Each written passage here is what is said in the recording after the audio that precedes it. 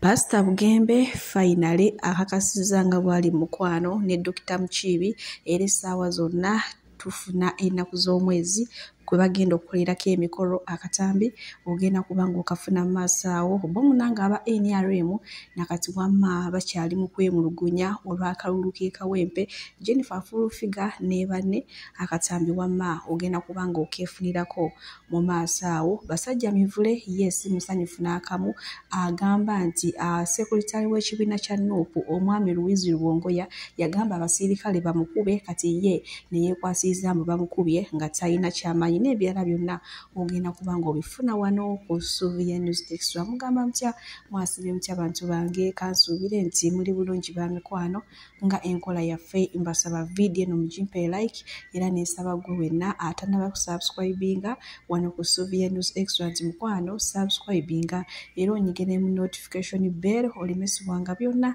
bye mba nteekayo wano ku Suvia News Extra. Nenyongera okusabirako omwo mwenna abalwadde abakosefukosefu nti nsaba ekisa kya Mukama ate kibatuukeko ba mikwano. Sheikh Ashraf Dembe omusomi w'edduwa akola ku nsonga z'amaka oyagala kufuna butuuze bweru business nga tezitambula bulungi oli Uganda oba oli bweru naye nga ggwe gy'ogenda okusaba emirimu tebakuwa mukubireko agenda kubanga wamma akulumbira edduwa era nga tulina ne bannaffe aba BF Sumanga nabo bajjanjabisa ddagala lya butonde era nga bajjanjaba endwadde zonna. Gwe wenna ayagala okulanga naffe wano ku Suvia News Extra enamba weeri awo ya WhatsApp ate ng'ojja twogera ebisinga wamu nange sigenda kulwisa emabega kawo ziringa 2 akatambi kafuluma nga omwami oba sekuritale w'ekibiina kya NUP Louise Rubongoya nga akubiddwa nga like kyalinga kikondo oba luyi ku ttama wano kati ye basajja mivula agamba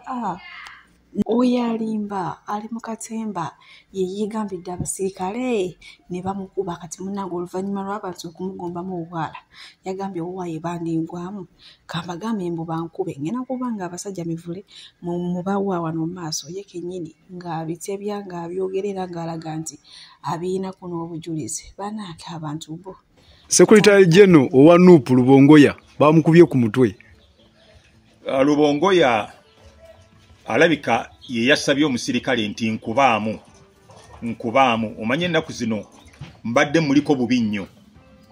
nga ntegeeza nti mwaba NUP Rubongoya si wa opposition lwaki tebamukubako lwaki abasirikale bakwata ba foot soldiers Rubongoya tebamukuba kakati Rubongoya alabika yagambye omusirikale nti ngenda kwetega nange onkubemukko Rubongoya mbadde muli bubi ngalabika abantu banaatera okumubuuka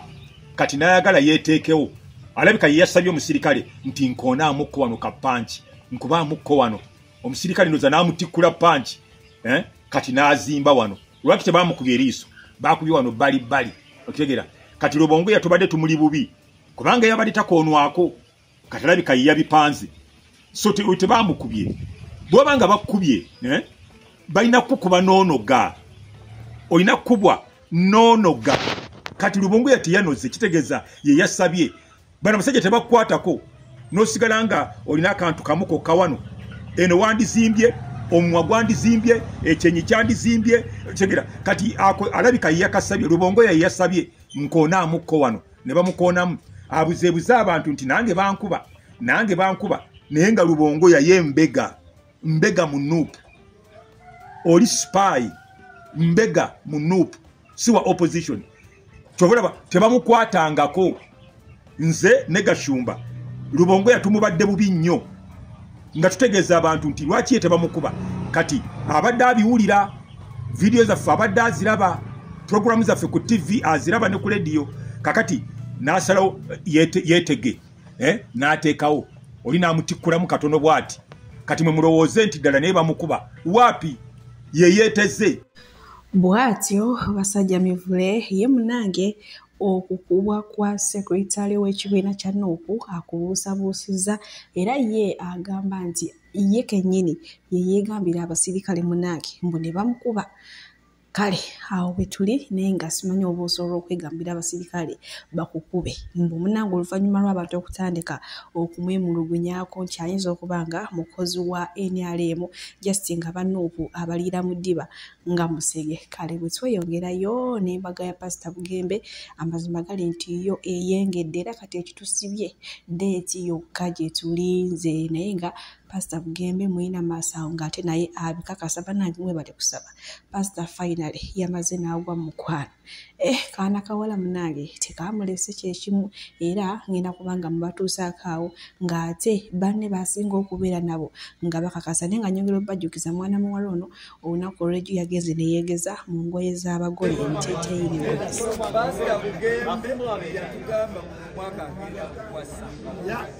Alina ng'olwaleero akizzeemu bw'akiriko omukyala Pastor Bugembe wagenda okuwasa kkiriza akuwase kikwe. Awo nno we tutuuse bantu bange era nga nyongera okubajjukiza omugole ono gw'olaba omukyala yalabikiddwako olunaku lw'ejjo nga ali ow'omukyala Darlene Sandula ayambaza abagole so tewakyali kubuuza kulala kati wano so kugulire Pastor Bugembe yennyini nga laavu kyemukola yeerabidde ne mukyaki n'abyogera ndowooza adaga tukubako surprise naye abyogedde nti omukwano ndowooza guli mu 10 ku 10 so kulaba akatambi kano ate nkongere ne baba. No, we have some weddings coming up. Oh, wait. No, it's not that. No. I'm a vivid galimba.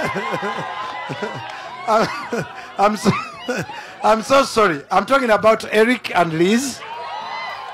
Nti omutwale kubanga omwagala omusimye ajje mube wamu munange ye Pastor Bugembe abadde amaze akabanga mbu ng'ayimbira kano kaana kawala kati ng'ekibadde kikyasibe jjukira mwana muwala ono emirimu gye tagiddukanyiza mu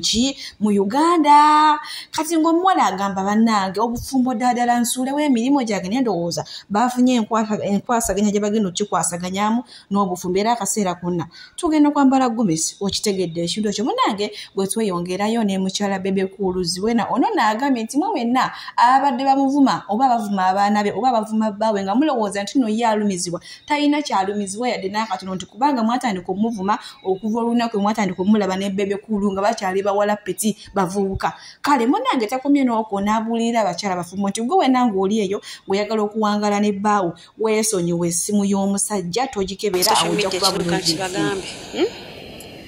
sikirinako buzibu mbana kimanyira kubanga when I'm meeting ira Bebe gwaso kwa tani kutuvuma and everything okandi different search twala muze buzibu then nekigenda nga kyeyongera kugenda ku Facebook ne bamuvuma n'ogenda wano ne bavuma nange it's okay munange libadde embere ya muntu tosamuka kakwagala muntu mulimu abatwagala mulimu abatatwagala so tosaka ka muntu kwagala muntu so bwe babereye ne baberanga batuvuma feno ndoza tekitukosa at all kubanga bibaawo omuntu okubeerawo omuntu bw'obanga olina kyokula of course olina okubanga waliwo abakwagala ne batakwagala so kirina mu gye tuli enda out batwa bw'atyo munange Zuwena mukyala wa Bebe Cool yagambye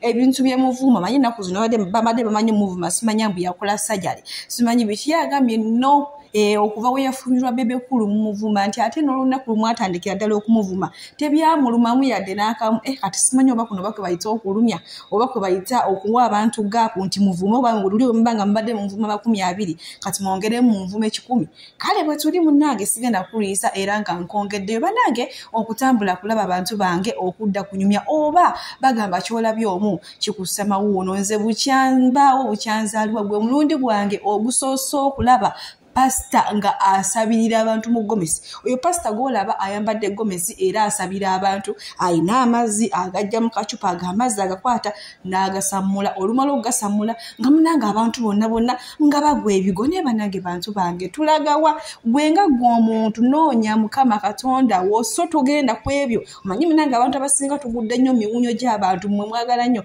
nkitwala mu linnya lya Yesu emmotoka simanya ngitwala omusajja mutwale ennyumba ngitwala obitwala manyi bivuddewa kati no Pastor yesaze gomesi katolowooza ndikagenda zibuulira kiki ekigenda okugamba okuzongerayo bye byange munange bwe tweyongerayo ne naguli donasi ya ono ng'abantu abasinga bagamba basinga kumutegeera mu kuvuma abantu omanyi ono tavumye munange bitooke bye bigomanyi emabega kaawo e Dubai bamudipotinga nina yatuna ko lwaleo tumulabyeko no ku kisaawe ate ng'akutte passport munange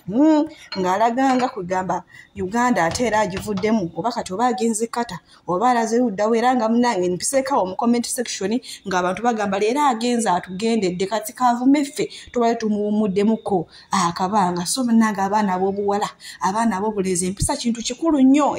buli woba n'empisa abantu tebakweganya kale bwe tweyongerayo ne Zali banange ono omukyala sente azijja luddawa ono nno gwolaba yazimbye ekizimbe mbalala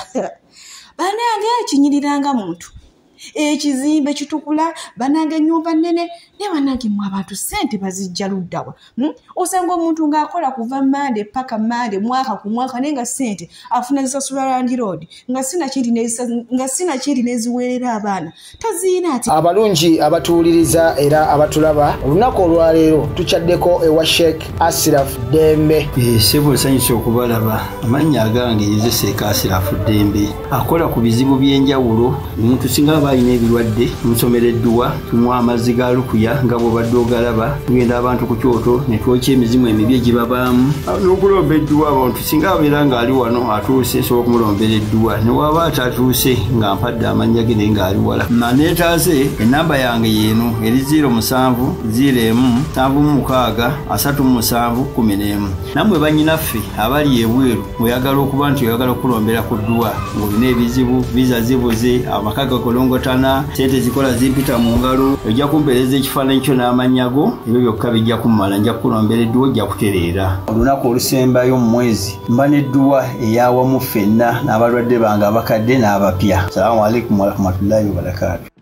bwe nkozaako eno ku bawagizi ba NRM bo munange nakati bakyaweereza ebisongovu oluvannyuma lw'okubawangula mu kalulu k'ekawempe kyokka ate bamaze ne basanyuka ne bagamba nti Elias Nalukola kibadde kimugwanidde okulya owa opposition side nti kubanga bo munange aba NRM abantu abatuukira omukulembeze w'eggwanga wabawa ssente zitambule mu bantu abeeno wansi bo nga bo basalawo okugamba beekuse bokka ate oluvaawo nga balimba omukulembeze nti abantu bakyamwaga akalulu aka NRM ekituufu akalulu wemumba mwakatukubye ffe twabyeleetedde balimbalimba President Museveni nti alina obuwagizi eno ku ground balema okukola ku bamobilizer abawansi bakwata abo abantu abalimba President eri olinayo obuwagizi obw'amaanyi ne bakwata abaana abato abataweza na myaka 15 ne babambaza amasaati aga yero n'otuuka ku mwana omuto n'atandika okugamba kubanza obwedda ndi ku ground ndi mu bantu wansi omwana ng'alina esaati 2 ng'akugamba olaba amazima nze nga manyi kitegeeza kyekyo okukwata abaana abato n'obatwala mu kisaawe njagala abantu abakulu aba NRM abawansi mujje munoonye bamobilizer wansi bemba mugamba nga okukolanga ekintu okubatuusanga ku bantu abatuufu tosaana kuuma kalulu Katonda yakuteekako akasubi tosaana president nakuwa obwa minister tosaana kuuma kalulu minister lekera bamobilizer ate bano abasajja batuchallenginze ono gwe balonze Nalukola tagenda kufugayo bbanga ddene tugenda mu campaign oli owaddala campaign owa president owaddala we mutajja ku ground kunoonya bamobilizer awo no we tuli bantu bange omanyi bagamba nti enswa bwekyusa amaaso nga naawe okyusa enfu omunange rero banyiivu katusokolayo fulu figa yate ebigambo byasokomoka byokka banange soko omulabe nze wamate nkongereyo ne Big Eye nga yebazawo bonna abamubeereddewo nambe badde bakujanga ne radio otako gendako tosaana kwogera mu public obadde ogenda kwogera mu parliament obulwaka kuba emirundi emeka kubanga zino sente muzayi bwazita temuddamu kuta sente oba mugoba temugwa mwekemba mwagala kati dupu eri ku ntiko yazayi waggulu kadi mwagiwadde amaanyi ekyo kyawedde nupu mwagiwadde gahead kyawedde tetugenda kuba miggo zino enkofu tuzina lwa Museveni nze nkuza sina nkofu zino muzira sigenda kuba miggo nkiddemu oba amagezi gazze sigenda kuba miggo nga nekyokulya nkinoonyanga musota nedda nga bamuli asendeza mwe n'abaana bammwe munoonya akalulu this time essaawa ya leero mbadde temuva kawempe 2026 atuse naye kati mwenna mwagenze muli mukulesa ndabala mugenda ko autu onebala esibo kyemanya genda kebweru n'abalala mudde nga 2026 atuse era mwesimbewo baba weze zisookeze bisawo ebyo NRM mugiraba ejja kusigala mu 7 yekka nje tujja kukibagamba tetugenda kutya kukibagamba ekibiina kitali mu buyinza nekibanga kisobola okukola ebyo bekikola nga tekiriko babakuba nabakuba singa bebalina right nga ffe otuziina singa bebalina right nga wetuziina sekuitale jeno n'obulamu kalulu sekuitale jeno w'ekibiina nga mumwakwata kadi ne mugiwa omwana w'omukulu bonna byogerako nti ekikazi ekyana kibi nnyo ekikazi ekibi nnyo kyasaamirira twakikoowakoowa dda era munaba nange mundeke nange buli eyankoowa nange namukoowa nze nja kwogera amazima nabe nagabeerako omu bw'oba okimanyi nti wankoowa ate nze nakoowa tayimuzi nabagamba wano tugende mu masomero abaana be bamisiridi nga ba 16 years 17 2026 bagenda kubanga balonda tugende kubanga generation abavuka be basinga okumisiridi Full figure leero mukambwe muko akasiko tayinaamu yadde n'akatono era ekitali ekyo ebyama byonna byakuvaayo weewaawo abantu abamu bavuddeyo ne bagamba nti oyo salalewe kasitalwawo alinga Calvin Kayanja yeewera abantu bonna abateeka ku bunkenke nga kale we bali mu cabinet eyo yebyama ebintu byonna abyogedde okitegedde ekintu ekiranga sigenda kuyisa wamma nkubuze butereevu paka wasaaba yimbi big eye munnange y'omu ku babadde bakwata naye avuddeyo mukomera era ng'avuddeyo ne banne basatu naye agambe tebaweddeeyo kubanga bakwata abantu bangi nnyo nyini ddala abasigadde babatutte eruzira era nga bagenda kujja mu kooti ku lw'emmaali era munange abakoowoli n'agamba nti mujje ate era tusobole okubeerawo bali abagenda okujja mu kooti olunaku olw'emmaali munange yeebazizza neyeebaza ssaabawandiisi w'ekibiina kya Nuupu awo omwami Louise Rubongoya n'abalala bonna neyeebaza pulezidenti yabaffe akatambi kalina mu maaso wano mwena Bannayuganda gyemuli abali wano n'abali weeru w'eggwanga amanya gange nze Ibrahim Mayanja Big Eye ndi wano bannange okusookera ddala sooka okuyozaayoza munnaffe Erias Lwimbazi Nalukoola olw'obuwanguzi obu twatuuseeko obwakalulu ke Kayembe North n'enjuzalo z'ekibiina kyange kya National Unity Platform NUP ti obuwanguzi twabufunye alhamdulillah mukimanyi nti mbadde nakwatibwa wamu n'abalala ku lunaku olwo olw'akalulu njagala ntwala omusa guno okubategeeza nti nyimbuddwa wamu n'abantu abalala basatu wadde nga tuli bangi bannaffe abalala abagongeddeyo eruzira naye nga nze nyimbuddwa n'abalala basatu banyuma lw'okutegeeza omulamuzi nti tulina obuvune nga twetagisa okugenda okwekebejjebwa natuwa omukisa ogwo naye otwa musa guno okubaza pulezidenti wange His Excellency Robert Kyagulanyi Ssentamu taata weebali katulekerera natusuulirira weebali nnyo weebalire ddala wamu